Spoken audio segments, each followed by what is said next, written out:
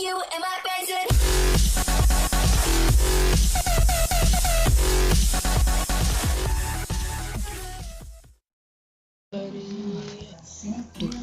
Do YouTube e além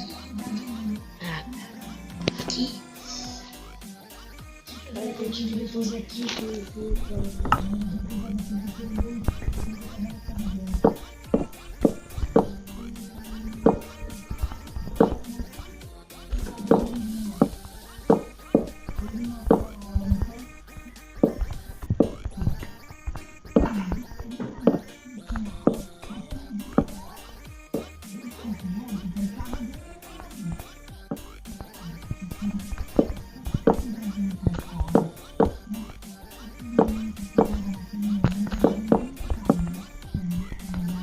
primeiro você vai ter que fazer um chão com 2 de altura de TNT, fazer umas coisinhas e encher de TNT.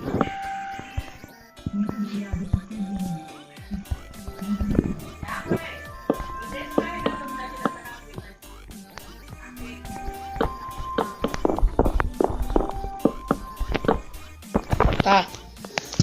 Peraí, desculpa ver se eu não tenho dado corte que eu tava fazendo. Eu acho que o vídeo parou. Mas ainda tá gravando. Tá pra alguma coisa. Ai meu Deus. Ai meu Deus, o que é aquilo? Ai, é um coelho, mano. Vai dar medioto. Do nada aparece um bicho preto aqui. Se quer que eu faça o quê? Que eu peide de medo, hein? Pessoal, eu recomendo um aplicativo aí pra vocês. Ele é grátis na Play Store. O nome dele é MCP Master. Ele serve pra seeds, mod, texturas, um bocado de coisa. O que você quer escolher, ele tem. Mods pra 12. Não tem mod pra 3 que ele não lançou, né? Não, eu quero saber se 14 não vai sair, não. Mas tem que sair no 14 eu pegando. E trazendo o link dele pra vocês aí jogarem e instalarem.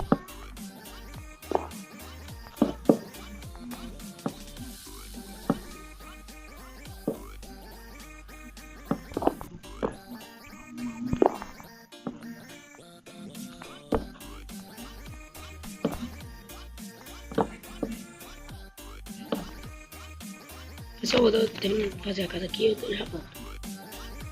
Bom, primeiro vai funcionar assim, você fez a casa, aí você olha, aí diz, aí tua casa volta pra mim, aí você vai entrar na casa, a mão dele vai escutar o barulho, vai, ai meu Deus, ai meu Deus,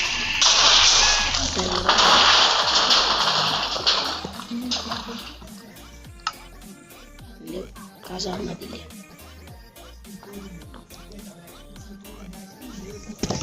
Então isso aí foi o vídeo, valeu.